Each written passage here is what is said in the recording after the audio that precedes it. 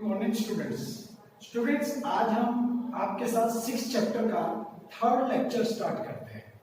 2 lecture मैं already दे चुका हूं और ये थर्ड लेक्चर स्टार्ट करते हैं। जब मैंने पहले 2 लेक्चर दिए थे तो वहां मैंने आपको सिखाया था कि किस तरीके से 2 डायमेंशनल ग्राफ पेपर बनाया जाता है। उस ग्राफ पेपर में किस तरीके से फिजिबल रीजन निकाला जाता है, सबका कॉमन रीजन, जितने भी कंस्टेंट्स दिए होते हैं उन सभी का कॉमन आंसर जब निकाला जाए ग्राफ पेपर पे तो उसको बोलते थे फिजिबल रीजन। आज हम कुछ नया सीखते हैं। आज हम सीखेंगे कि लीनियर इक्वेशन को सॉल्व कैसे करते हैं विद वन वेरिएबल। वो था विद 2 वेरिएबल्स, उसमें x भी होता था और y भी होता था ग्राफ पेपर पे, लेकिन इसमें सिर्फ x होगा। तो एक कंस्टेंट, एक इक्वेशन जिसमें एक ही वेरिएबल हो, उसको किस तरीके से सॉल्व करते हैं, उसके क्या रूल्स हैं, वो आज इस लेक्चर में पढ़ेंगे। तो बहुत सारी टर्म्स हैं जो बिल्कुल आपके लिए नई है, मैं उनको आपके साथ एक बार रिपीट कर देता हूं। एक वर्ड यूज करेंगे हम इक्वेशन। इक्वेशन आपने छोटी क्लासेस में भी पढ़ा है। इक्वेशन का मीनिंग समीकरण, और समीकरण या इक्वेशन वो होती है जिसमें इक्वल टू का साइन, जिस भी रकम में इक्वल टू का साइन हो उसको हम क्या बोलते हैं, इक्वेशन। इनइक्वेशन या फिर दूसरा नाम है इनइक्वेशन का कांस्टेंट इक्वेशन, और ये इनइक्वेशन असमीकरण। असमीकरण होती है स्टूडेंट्स जिसमें ग्रेटर देन का साइन हो, लेस देन का साइन हो, ग्रेटर देन इक्वल टू का साइन हो, या लेस देन इक्वल टू का साइन हो। मैं ये नहीं कह रहा कि उस क्वेश्चन में चारों साइन होने चाहिए, मैं ये कह रहा हूं कि एक क्वेश्चन में इन चारों में से कोई एक साइन अगर मिले तो हम उसको इक्वेशन ना कह करके इनइक्वेशन बोलेंगे। तो जिस क्वेश्चन में हमें इक्वल टू का साइन मिले वो आपके लिए इक्वेशन, जिसमें इन चारों में से कोई एक साइन मिले उसको बोलते हैं इनइक्वेशन। और मैं चाहता हूं आपको ये बोलना भी आ जाए, greater than, less than, greater than equal to, less than equal to. फिर उसके बाद एक वर्ड यूज करेंगे हम, linear inequation with one variable.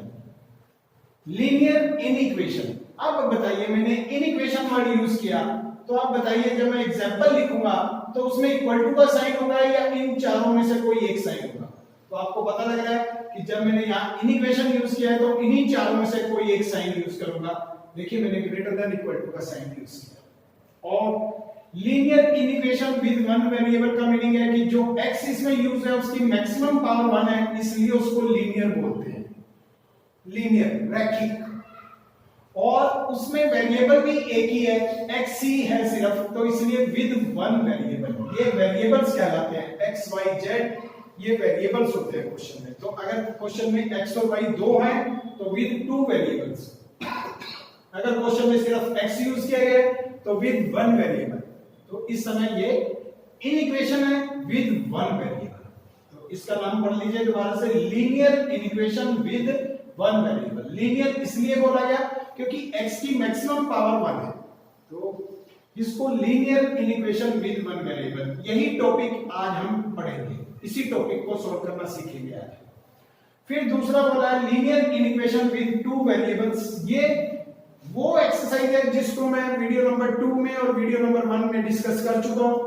इसमें x और y दोनों होते हैं, जिसमें x और y दोनों होते हैं उसके लिए हम ग्राफ पेपर यूज करते हैं। तो ग्राफ पेपर पे 2 डायमेंशनल ग्राफ पेपर पे हमने ग्राफ बनाना सीखा, लेकिन उसमें 2 वेरिएबल होने चाहिए, x और y। अगर सिर्फ क्वेश्चन में x है तो हम आज उसको नंबर लाइन पे बनाना सीखेंगे। आप हिंदी में बोलते थे नंबर लाइन को, संख्या रेखा पे ग्राफ बनाना सीखेंगे। तो वो नंबर लाइन पे कैसे बनाते हैं वो आज आपको सीखना है। तो मुझे लगता है ये 4 वर्ड आपको क्लियर हो गए होंगे। दोबारा से इकट्ठा कर लेते हैं जो मैंने बताया। इक्वेशन जिसमें भी इक्वल टू का साइन हो, इनइक्वेशन जिसमें उन चारों में से कोई एक साइन हो, greater than, less than, greater than equal to, less than equal to, उन चारों में से कोई एक साइन हो उसको हम बोलते हैं इनइक्वेशन। और इनइक्वेशन के साथ एक वर्ड और याद कर सकते हैं आप, कांस्टेंट। फिर थर्ड सीख रहे हैं linear inequation with one variable. तो एक ऐसा एग्जांपल जिसमें x होगा या y होगा, दोनों नहीं होंगे, कोई एक वेरिएबल होगा, और greater than, less than, equal to, इनमें से चारों में से कोई एक साइन होगा, तो उसको बोलते हैं लीनियर इनइक्वेशन। अब लीनियर इनइक्वेशंस को सॉल्व कैसे करते हैं ये सिखाया जा रहा है। जनरल टू रूल्स, ये दो रूल बहुत इंपॉर्टेंट है।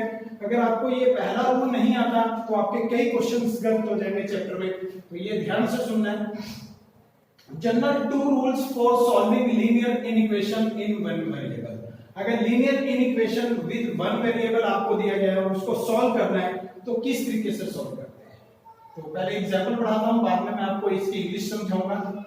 देखिए, अगर 8th क्लास में 10th क्लास में मैं आपको ये क्वेश्चन देता -8x = -4 और मैं यहां से कहता स्टूडेंट्स आप यहां से x की वैल्यू निकाल के दिखाइए, तो बहुत इजीली आपको आता है। और ये इक्वेशन है, ये इनइक्वेशन नहीं है। तो -8 को आप अपॉन में डाल देते थे, यहां से मल्टीप्लाई वाला चीज अपॉन में चली जाती थी, माइनस से माइनस कैंसिल हो जाता था और 4 से 8 कैंसिल होकर 1/2 x = 1/2 आपका आंसर आता था। ये आपने अब नहीं सीखा, ये आपको 8th क्लास से 6th क्लास से और 10th तक सब आता है। 8th क्लास में, 6th क्लास में, 7th क्लास में ये सब आप कैलकुलेट कर सकते हो। लेकिन अब +1 में आपको क्या सिखाने जा रहे हैं कि इन इक्वेशंस को किस तरीके से सॉल्व करते हैं। अब अगर इनइक्वालिटी का कोई भी एक सिंबल आ जाए, इन चारों में से कोई भी, इस समय कौन सा सिंबल है, इस सिंबल को पढ़ें, इसको पढ़ेंगे हम लेस देन। तो -8x <-4। अगर यहां से मैं आपको कहूं कि स्टूडेंट्स आप x की वैल्यू निकाल के दिखाइए, तो आप जैसे यहां में बिहेव करते थे उस तरीके से यहां बिहेव नहीं कर सकते कि सर -8 को इधर भेज देंगे और आंसर ले लेंगे। नो, ऐसा नहीं कर सकते, ये अलाउड नहीं है। जब इक्वल टू है तब आप ऐसा कर सकते हैं, जब इन चारों में से कोई एक साइन है तो आप इसको इधर नहीं भेज सकते अपॉन में, ये गलत होगा। तो ये बिल्कुल नई चीज सीख रहे हैं आप। तो जब आपको ये -8 चाहते हैं कि यहां से खत्म हो जाए और सिर्फ x बचे, तो आपको वो नंबर से डिवाइड इधर भी करना पड़ेगा और इधर भी करना पड़ेगा। तो क्या नंबर है जिससे आप अकेला x बना सकते हैं, -8। तो -8 से डिवाइड कर दीजिए बोथ साइड। तो हमने लिखा डिवाइड बोथ साइड बाय -8। तो -8 से आप इधर भी डिवाइड कर दीजिए और -4 के नीचे भी -8 लगा के आप इधर भी डिवाइड कीजिए। माइनस से माइनस कैंसिल हो जाता है, 8 से 8 कैंसिल हो जाता है, तो यहां से x आ जाता है और माइनस से माइनस कैंसिल हो जाता है और 4 से 8 कैंसिल होकर 1/2। लेकिन डायरेक्शन देखिए आप, लेस देन को क्या चेंज कर दिया हमने, ग्रेटर देन। तो यही सीखना है। इस फॉर्मूले में मैंने यही सिखाने की कोशिश की है कि जब भी कभी इन इक्वेशंस में हम माइनस टर्म से डिवाइड करेंगे तो इनइक्वालिटी का साइन चेंज हो जाएगा। मैं अभी पढ़वाऊंगा, यहां इंग्लिश में ऐसे लिखा है, चलिए साथ साथ पढ़ ही लेते हैं। साइन ऑफ इनइक्वालिटी, ये इनइक्वालिटी का साइन रिवर्स मतलब उल्टा हो जाएगा। जो भी है, अगर ये है तो ये हो जाएगा, ये है तो ये हो जाएगा। तो रिवर्स हो जाएगा व्हेन वी मल्टीप्लाई, चाहे हम मल्टीप्लाई करें और चाहे हम डिवाइड करें with negative number two both side of the inequality. Negative number के साथ दोनों साइड अगर हम डिवाइड करें तब ये रिवर्स हो जाता है, ये डायरेक्शन। तो इसलिए आपने यहां ऐसा किया और ये रूल मल्टीप्लाई पे भी लागू होता है। तो मल्टीप्लाई वाला मैंने इधर समझाने की कोशिश की।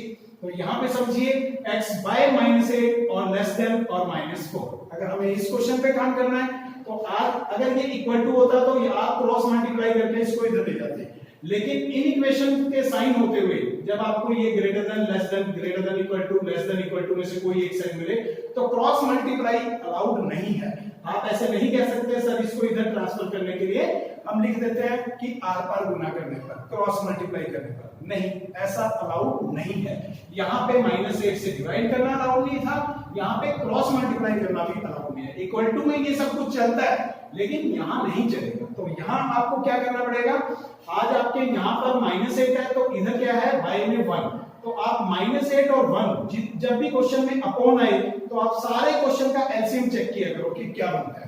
तो जब मैं -8 और 1 का एलसीएम चेक करता हूं तो -8 बनता है। इसलिए मैंने डिसीजन लिया कि मल्टीप्लाई बोथ साइड बाय -8। ये इसलिए मैंने -8 से मल्टीप्लाई नहीं किया क्योंकि यहाँ पे -8 है। नो, मैंने हमेशा जब भी कभी अपॉन में मुझे कुछ मिलता है तो उसको हटाने के लिए हम एलसीएम से मल्टीप्लाई करते हैं बोथ साइड। तो आज एलसीएम -8 बनता है, इसलिए -8 से इधर भी मल्टीप्लाई करेंगे और राइट हैंड साइड भी मल्टीप्लाई करेंगे। जैसे ही हमने -8 से मल्टीप्लाई किया वो आपको इधर भी दिख रहा है और इधर भी, और इनइक्वालिटी का डायरेक्शन भी चेंज कर दिया। आप देख रहे होंगे कि लेस देन किस में कन्वर्ट हो गया, ग्रेटर देन में। तो माइनस से माइनस कैंसिल हुआ, 8 से 8 कैंसिल हुआ, इधर माइनस से माइनस कैंसिल हुआ, इधर 32 आ गया और इधर से x आया, तो x ग्रेटर देन 32 आपका आंसर हो गया।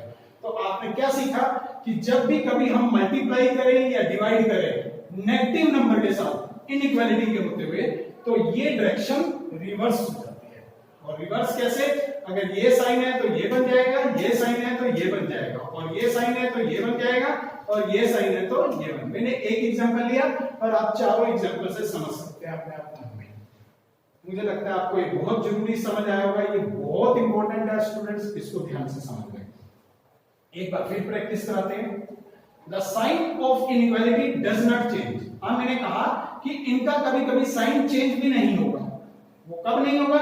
जब वो मल्टीप्लाई करेंगे और डिवाइड करेंगे विद पॉजिटिव नंबर।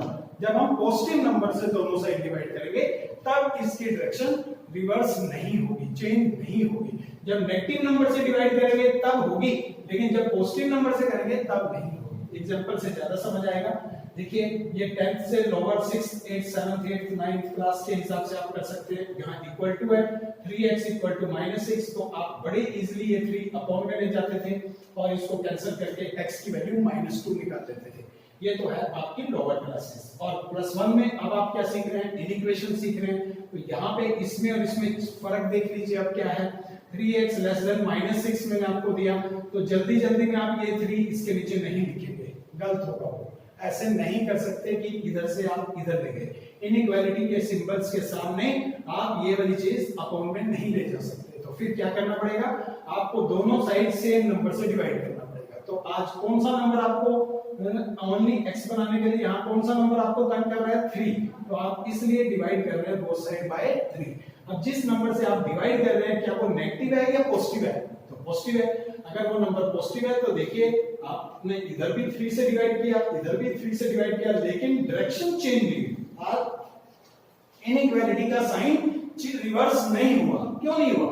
क्योंकि पॉजिटिव नंबर से डिवाइड किया गया। तो 3 से 3 कैंसिल करने के बाद इधर से x मिला, और 3 से 6 को कैंसिल करने के बाद इधर से -2 मिला। तो आपका लेस देन था और लास्ट में भी लेस देन में ही आंसर आया। लेकिन यहाँ लेस देन था और लास्ट में आंसर ग्रेटर देन में इसलिए आया क्योंकि हमने यहाँ पे नेगेटिव नंबर से डिवाइड किया। तो जब भी कभी नेगेटिव नंबर से मल्टीप्लाई या डिवाइड करें तब तो इस इनइक्वेशन का साइन चेंज होता है, लेकिन जब कभी पॉजिटिव नंबर से मल्टीप्लाई या डिवाइड करें तब इसका साइन चेंज नहीं होता। बस मैं आपको यही सिखाना चाहता हूँ। अब एक बार फिर सीख लेते हैं। एक एग्जांपल हो x/3 और लेस देन -6/2 बाय -6 ओनली।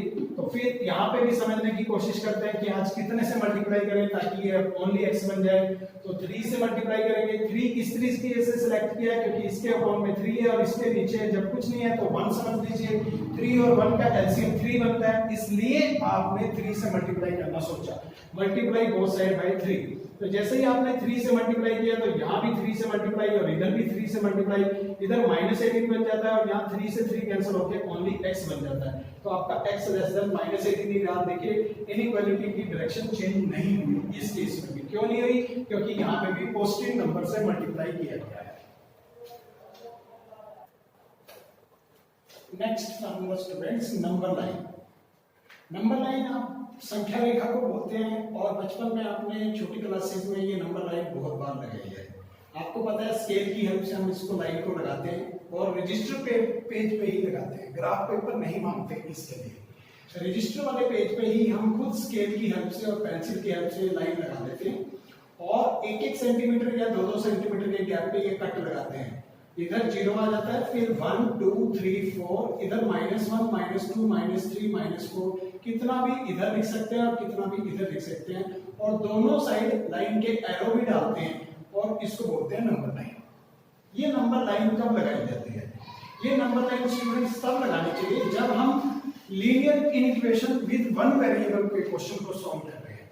जैसे जिसमें 2x + y < 4 है, तो जिसमें सिर्फ x दिखे और लेस देन या greater than, less than equal to, greater than equal to का साइन दिखे, तो उसका जब ग्राफ बनाने को कोई कहेगा तो हम हमेशा नंबर लाइन पे बनाएंगे। और ग्राफ पेपर पे कब बनाएंगे?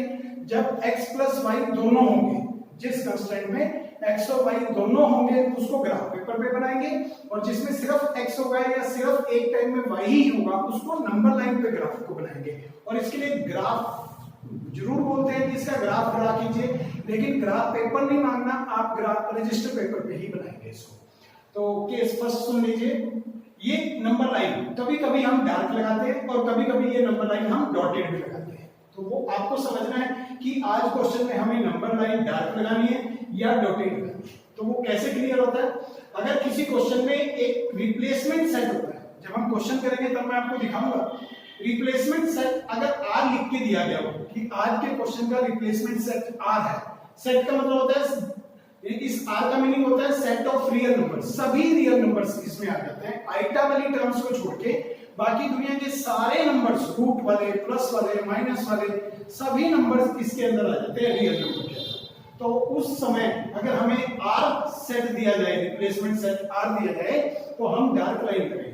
और अगर किसी क्वेश्चन में हमें कहा जाए कि आज का रिप्लेसमेंट सेट नेचुरल नंबर है, N for natural number set, और नेचुरल नंबर होते हैं स्टूडेंट जो काउंटिंग शुरू होती है, जीरो से नीचे नहीं होते, ना जीरो नेचुरल नंबर होता है और ना ही जीरो से छोटे, सिर्फ काउंटिंग वाले नंबर्स को ही नेचुरल नंबर बोलते हैं, 1 2 3 4 5 6।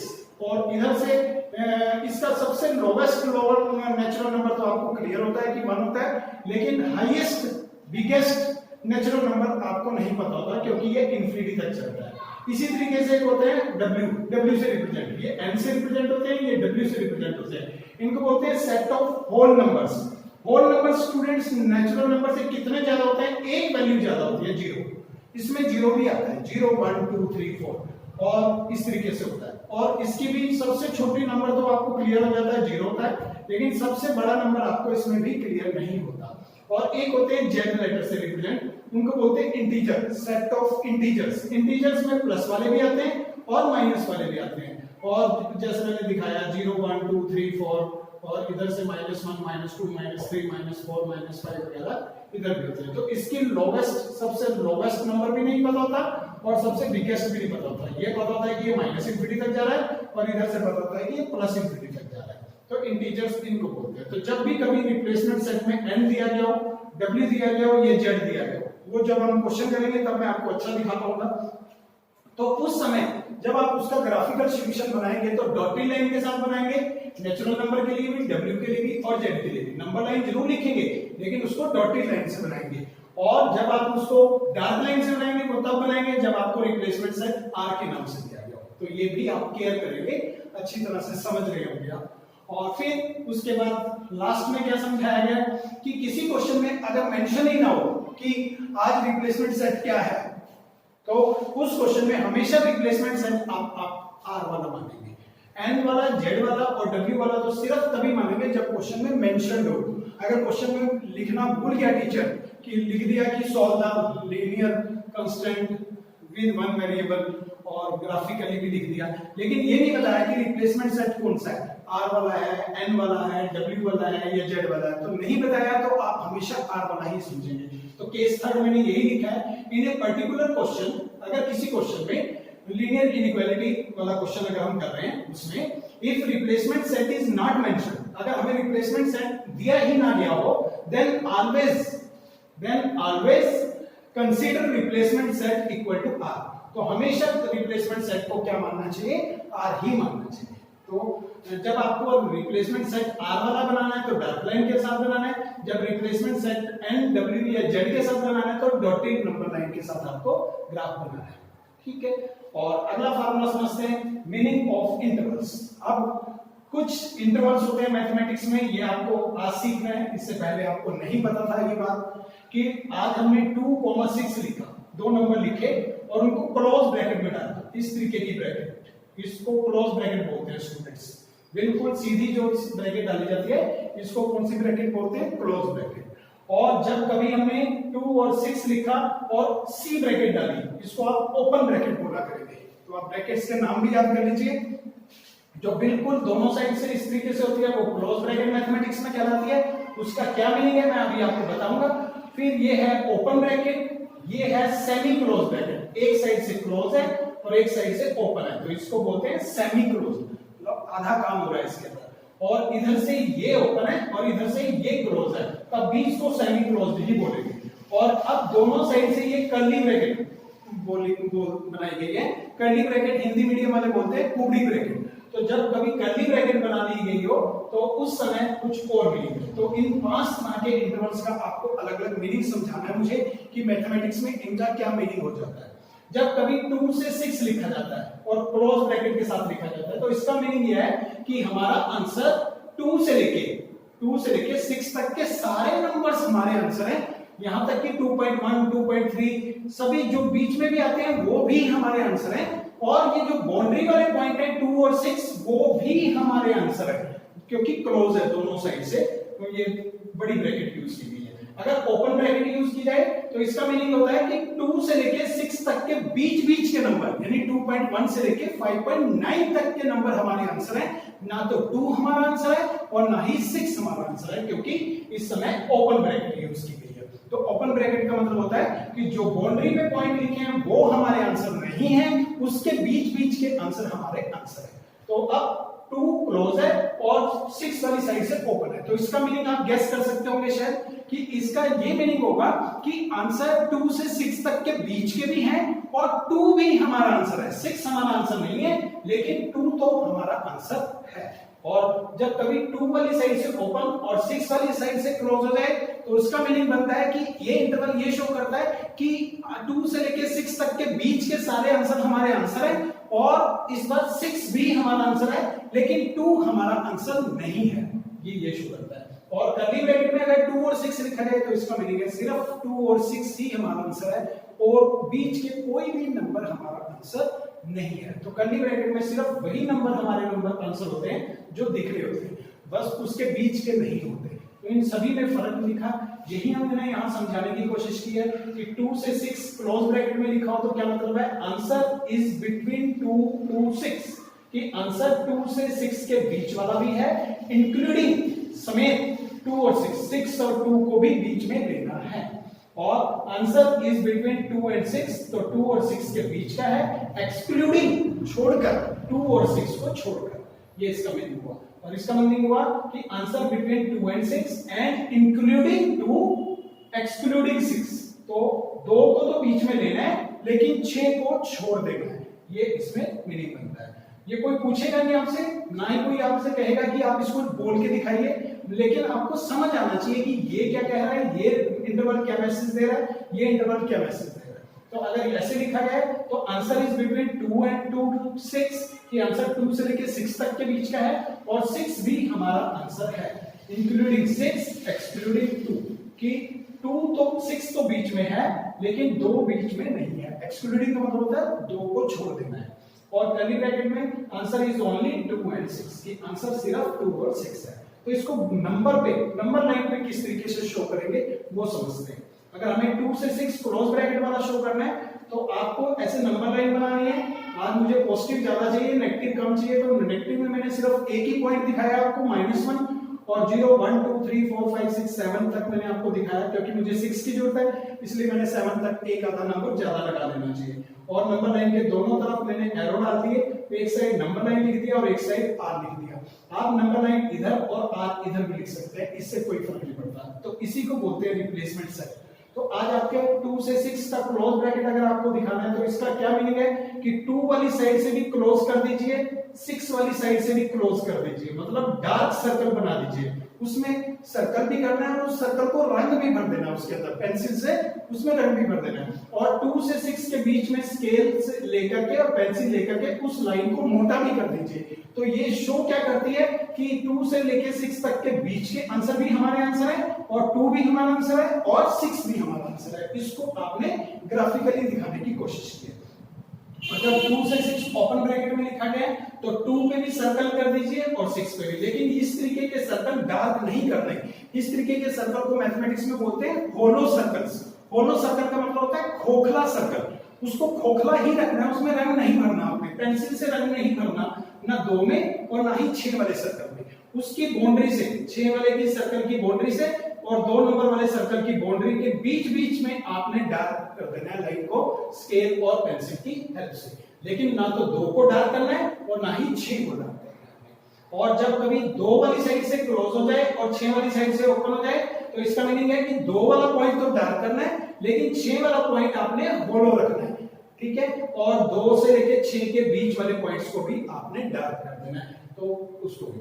और इसका क्या मीनिंग बनता है, आज 2 वाले पॉइंट को आप होलो रखेंगे और 6 वाले पॉइंट को आप डार्क रखेंगे और बीच वाले पॉइंट को भी आप डार्क कर देंगे। और कर्ली ब्रैकेट वाले में क्या लिखा गया कि सिर्फ 2 को डार्क करेंगे और 6 को डार्क करेंगे। सिर्फ 2 नंबर हमारा आंसर है और सिर्फ 6 नंबर हमारा आंसर है, बीच के नंबर हमारे आंसर नहीं है, ठीक है। और यही चीज अगर कभी इसी क्वेश्चन पे हमसे कोई पूछ ले कि 2 से 6 वाले इंटरवल की रेंज बना के दिखाइए कि रेंज किस तरीके से लिखते हैं, तो इस रेंज को बनाना भी सीख लीजिए। एक्स सेंटर में लिखिए, छोटा नंबर हमेशा इधर लिखिए, बड़ा नंबर हमेशा इधर। ये रूल है, आप 6 इधर 2 इधर नहीं लिखेंगे, कभी भी नहीं लिखेंगे, हमेशा छोटा नंबर इधर लिखेंगे और बड़ा नंबर इधर लिखेंगे और arrow less than equal to वाली डाल देंगे, क्योंकि इक्वल टू आपने इसलिए डाला क्योंकि ये क्लोज ब्रैकेट है, तो क्लोज ब्रैकेट के लिए आपको इक्वल टू भी साथ में डालना है।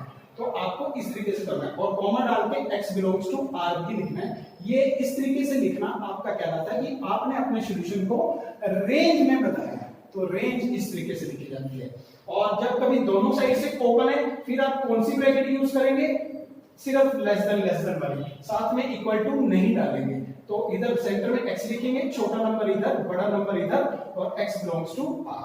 और 2 से 6 जब ऐसा इंटरवल होगा, एक साइड से क्लोज एक साइड से ओपन, तो जिधर से क्लोज है उधर आप इक्वल टू का साइन भी डालेंगे और जिधर से ओपन है उसमें आप इक्वल टू का साइन नहीं डालेंगे। आपको समझ आ रहा होगा कि सेंटर में x लिखा, 2 लिखा, 6 लिखा, लेकिन 2 में इक्वल टू इसलिए डाल दिया गया क्योंकि 2 वाली साइड से क्लोज है और 6 वाली साइड से ओपन है, तो इसलिए इसमें सिर्फ लेस देन का ही साइन डाला। हमेशा लेस देन के साइन ही डालने हैं आपने जब कभी इंटरवल में शो करना है, कभी ग्रेटर देन के साइन नहीं डालते इंटरवल के लिए। फिर 2 से 6 तक के लिए क्लोज ब्रैकेट है, 2 वाली साइड से ओपन और 6 वाली साइड से क्लोज, तो 6 वाला पॉइंट तो इक्वल टू के साथ आएगा और 2 वाला पॉइंट सिर्फ लेस देन के साथ आएगा और x बिलोंग्स टू। और जब कर्ली ब्रैकेट में लिखा जाएगा तो x is equal to 2 and x is equal to 6 comma x belongs to r। ये इस तरीके से आंसर्स लिखने को क्या बोलते हैं, रेंज। तो अगर मैं ये क्वेश्चन देके आपको कहूं ग्राफिकल प्रेजेंटेशन कीजिए तो आप उसमें भी परफेक्ट हो जाना चाहिए। अगर मैं कहूं कि उसकी रेंज बना के लिखिए तो आपको वो भी आना चाहिए। मैं आपसे उसका मीनिंग पूछूं कि स्टूडेंट्स ये क्या मैसेज देता है, इससे आपको क्या समझ आता है, तो आपको ये समझाना भी आना चाहिए कि सर 2 से लेके 6 तक के बीच के सारे आंसर हैं और 2 और 6 भी हमारा आंसर है, और ये कह रहा है कि 2 तो हमारा आंसर है लेकिन 6 हमारा आंसर नहीं है और बीच के भी हमारे आंसर है। तो इस तरीके से आपको ये भी समझाना आना चाहिए। अगर मैं पूछ रहा हूं इन ब्रैकेट्स को क्या बोलते हैं तो आपको वो भी समझाना आना चाहिए। तो इस फॉर्मूले में देखा जाए तो बहुत सारी बातें आपको याद करनी है कि ब्रैकेट्स नेम क्या है और इससे मीनिंग क्या समझ आता है, इसकी ग्राफिकल प्रेजेंटेशन करनी हो तो किस तरीके से करनी है। डार्क लाइन इसलिए बनाई हर बार मैंने क्योंकि आज r पे हम सीख रहे हैं रिप्लेसमेंट सेट, आज हमारा r है, रियल नंबर है, और फिर उसके बाद रेंज किस तरीके से बनाते हैं और उसके बाद सॉल्यूशन सेट कैसे बनाते हैं। कभी कभी लिखेगा फाइंड द रेंज और कभी कभी लिखेगा फाइंड द सॉल्यूशन सेट। जब कभी लिखेगा फाइंड द सॉल्यूशन तो आप ऐसे लिखेंगे, इसको सॉल्यूशन बोलते हैं, इसको सॉल्यूशन सेट बोलते हैं इस तरीके से लिखने को, और इस तरीके से लिखने को रेंज बोलते हैं। तो हमारे पास इस चैप्टर में 3 ढंग से आंसर को पूछ सकता है, find the solution, find the range, find the solution set. तो वो मैंने तीनों प्रैक्टिस कराए और ग्राफिकल प्रेजेंटेशन तो वो हर क्वेश्चन में बनानी ही बनानी है आपने, जब मैं एक्सरसाइज में क्वेश्चन समझाऊंगा। तो अब आप सॉल्यूशन सेट बनाना सीख लीजिए। ये सारी रेंज लिखनी है आपको, x ये सारा कुछ लिखना है, x बिलोंग्स टू r भी लिखना है, आगे लिखना है x और ये कॉलम डाल देना है। 2 डॉट डालने को आप मैथमेटिक्स में बोलेंगे सच दैट। पहली बार सुन रहे हैं आप, इस 2 डॉट को आप क्या बोलते हैं, सच दैट। मैं कुछ ऐसा कह रहा हूं कि इन 2 डॉट्स का मीनिंग होता है सच दैट।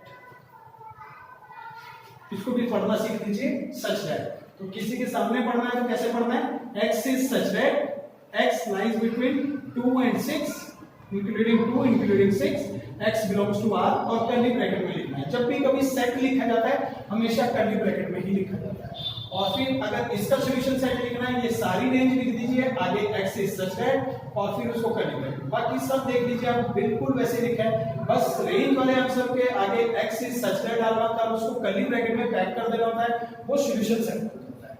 और फिर मैंने यहाँ पे कुछ बताने की कोशिश की कि खोखला सर्कल कब डालते हैं, वो तब डालते हैं जब आपके पास ये वाला साइन हो या ये वाला साइन हो, तब आप होलो सर्कल डालते हैं, और डार्क सर्कल तब आप बनाते हैं जब आपके पास ये इनइक्वालिटी साइन हो या फिर ये इनइक्वालिटी साइन हो। तो इन दोनों इनइक्वालिटी साइन वाले क्वेश्चंस को बोलते हैं स्लैक इनइक्वालिटी, स्लैक इनइक्वालिटी, और इसको बोलते हैं स्टिक्ड इनइक्वालिटी।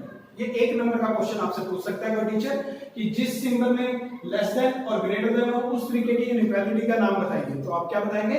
Sticked inequality. और जिसमें लेस देन इक्वल टू भी है और ग्रेटर देन इक्वल टू भी है तो उसको बोलेंगे स्लैक इनइक्वालिटी। तो ये दोनों वर्ड भी आपको याद करने हैं, स्टिक्ड एंड स्लैक। और इस स्लैक के समय आपको डार्क सर्कल बनाना होता है क्योंकि इक्वल टू साथ में लगाएंगे, और होलो सर्कल इनमें बनाना होता है क्योंकि इनमें इक्वल टू नहीं है। तो ये भी आप एक नंबर का क्वेश्चन कभी कभी ऑब्जेक्टिव टाइप में आ जाता है, आप इनको याद कर लीजिए। स्टिक्ड इनइक्वालिटी किसको बोलते हैं, स्लैक इनइक्वालिटी किसको बोलते हैं, और इस समय किस तरीके के सर्कल लगाए जाते हैं, होलो सर्कल या डार्क सर्कल। तो ये सब कुछ छोटी छोटी बातें आपको इस चैप्टर में याद करनी है। एक स्लाइड और रहेगी फार्मूलों के स्टूडेंट्स, वो पूरी करने के बाद फिर हम क्वेश्चन स्टार्ट करेंगे।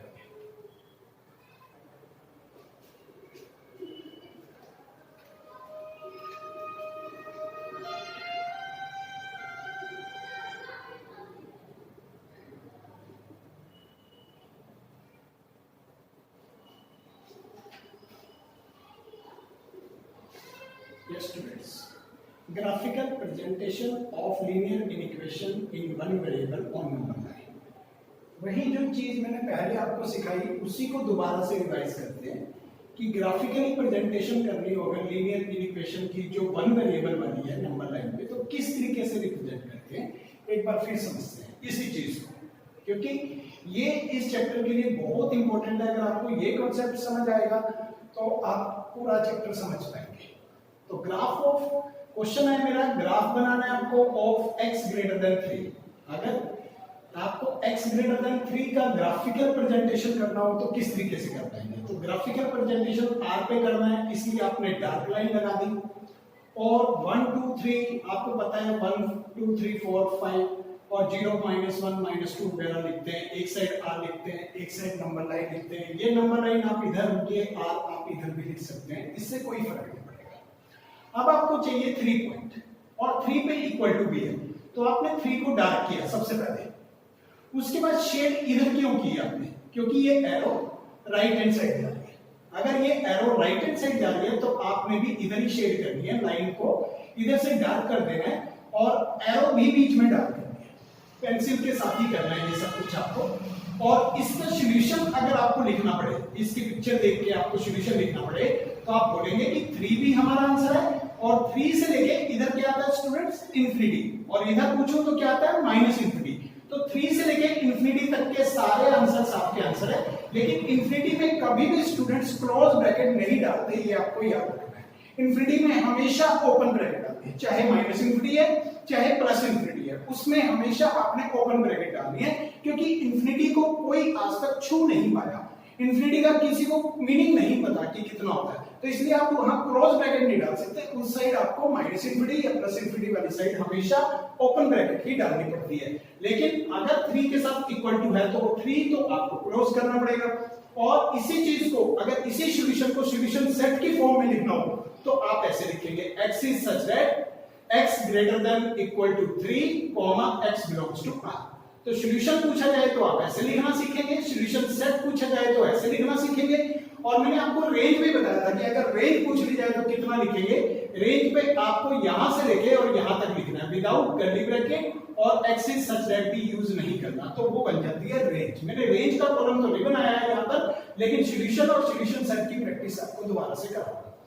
x ग्रेटर देन 3 का ग्राफ बनाना पड़े तो कैसे बनाएंगे? नंबर लाइन ड्रा करेंगे, और नंबर लाइन पे जहां आपको 3 मिलेगा उसको उस पॉइंट को होलो रखेंगे। होलो क्यों रखेंगे इस बार? क्योंकि इक्वल टू का साइन नहीं है यहाँ पे, तो उसको आप खोखला ही रखेंगे उस पॉइंट को, और उस सर्कल की बाउंड्री से स्टार्ट करके और इंफिनिटी की तरफ ही जाएंगे, जिसमें एरो भी डार्क हो जाएगी। तो उससे आपका 3 से लेके इंफिनिटी लिखा जाएगा, और 3 से इंफिनिटी में 3 भी बीच में इंक्लूड नहीं है, तो इस साइड भी ओपन आएगा और इस साइड भी ओपन आएगा। फिर आपको इसको सॉल्यूशन सेट पैटर्न में लिखना है, तो x is such that x greater than 3, x belongs to R। तो ये प्रैक्टिस आप कर लीजिए, हर बार आपको जरूरत पड़ेगी। फिर ग्राफ सीख रहे हैं x less than equal to 3। अगर इसका ग्राफ बनाना पड़े तो आप कैसे बनाएंगे, 3 सर्च करके उसको एक तो डार्क करेंगे। डार्क आपने क्यों किया फिर बता देता हूं, क्योंकि इक्वल टू का साइन है। फिर उसके बाद आज शेड उधर क्यों चली गई, क्यों, क्योंकि एरो किधर जा रही है, माइनस इंफिनिटी की तरफ। अगर ये एरो प्लस इंफिनिटी की जा रही है तो आपने शेड भी प्लस इंफिनिटी की तरफ करी। अगर ये एरो माइनस इंफिनिटी की तरफ जा रही है तो आपने 3 से माइनस इंफिनिटी तक की सभी जितनी भी बड़ी आपने लाइन बनाई होगी उस सारी को डार्क कर देंगे आप। अगर आपने और भी पॉइंट बनाए होते हैं तो उसको भी एरो तक लेके जाना है, आपने वहां तक डार्क करना है। और इसको अगर आपने इंटरवल पैटर्न में लिखना है जिसको सॉल्यूशन बोलते हैं, तो सॉल्यूशन में लिखना है तो आपका माइनस इंफिनिटी से शुरू होता है और 3 तक। हमेशा इंटरवल लिखते हुए छोटा पॉइंट इधर लिखते हैं, बड़ा इधर। आप 3 और माइनस इंफिनिटी नहीं लिख सकते, आपको छोटी वैल्यू इधर और बड़ी वैल्यू इधर लिखनी है। इंटरवल में a और b होता है जो, तो a हमेशा छोटा होना चाहिए और b वाली वैल्यू बड़ी। इसको मैं a बोल रहा हूं, इसको मैं b बोल रहा हूं। तो a पॉइंट हमेशा छोटा और b पॉइंट हमेशा बड़ा होना चाहिए। उसके बाद ब्रैकेट्स का भी सिलेक्शन बड़े ध्यान से करना है, क्योंकि 3 बीच में इंक्लूड है, डार्क लाइन के साथ है, इसलिए क्लोज ब्रैकेट। और इंफिनिटी चाहे प्लस का हो चाहे माइनस का, उसमें तो हमेशा ओपन ब्रैकेट ही डालते हैं, ये मैं आपको समझा चुका हूं। और फिर x is such that x less than equal to 3, x belongs to R, तो आप लिखेंगे। फिर x less than 3 का ग्राफ सीखते हैं। तो इसके लिए आपको क्या करना है, 3 को होलो बनाना है और वहां से शुरू करके माइनस इंफिनिटी तक सारा शेड कर देना है और माइनस इंफिनिटी से लेके 3 तक लिख देंगे आप। तो x is such that 3 x belongs to R। और फिर आप इसको समझना चाहते हैं, -2 से लेके 3 लिखा गया, x lies between -2 से 3। तो -2 पे भी आप डार्क करेंगे और 3 पे भी आप डार्क करेंगे। दोनों साइड डार्क इसलिए कर रहे हैं क्योंकि यहाँ पे भी इक्वल टू है और यहाँ पे भी इक्वल टू है, तो और उसके बीच का आंसर भी आप डार्क करेंगे। ये इन बिटवीन को रिप्रेजेंट करती है, ये एरोस हमेशा इन बिटवीन को रिप्रेजेंट करती है। आप बार बार याद कर लीजिए, लेस देन ही हमेशा आ सकती है डबल के साथ, greater than, 2 double greater than नहीं आ सकती, हमेशा लेस देन ही आएगी। तो ये शो करता है कि आज आपका x कहां से कहां तक के बीच में है, -2 से लेके 3 के बीच में है। तो आपने बीच वाले एरिया को भी शेड कर दिया।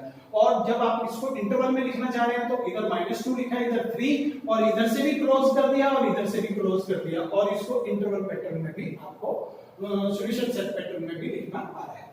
फिर उसके बाद अगर ये सीखना है कि अगर इसका ग्राफ बनाना पड़ जाए तो आप -2 वाली साइड तो डार्क कर देंगे पॉइंट को, और 3 वाली साइड से ओपन मतलब होलो ब्रैकेट रखेंगे, होलो सर्कल रखेंगे, और उसकी बाउंड्री से लेकर के यहां तक के बीच का एरिया, क्योंकि ये इन बिटवीन को रिप्रेजेंट करती है डबल एरोस, तो इन बिटवीन वाला एरिया आप शेड कर देंगे।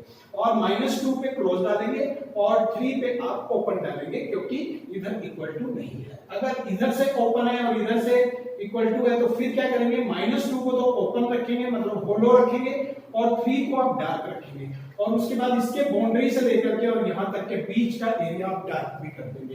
तो इसको लिखने का पैटर्न क्या होगा, -2 से लेके 3 वाली साइड से क्लोज और -2 वाली साइड से ओपन करेंगे, और इसको आप सॉल्यूशन सेट पैटर्न में भी लिख सकते हैं।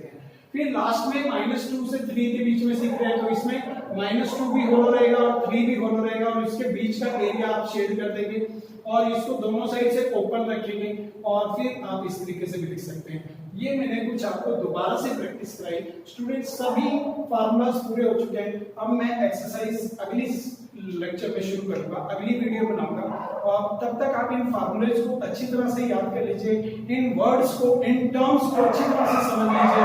ये सभी टर्म्स आपके लिए बहुत नई हैं, और फिर अगली वीडियो में मिलते हैं। फिर मैं सॉल्यूशन भी, क्वेश्चंस भी सॉल्व करूंगा आपके साथ, और कुछ क्वेश्चंस आपको असाइनमेंट के तौर पे भी दूंगा। Thank you.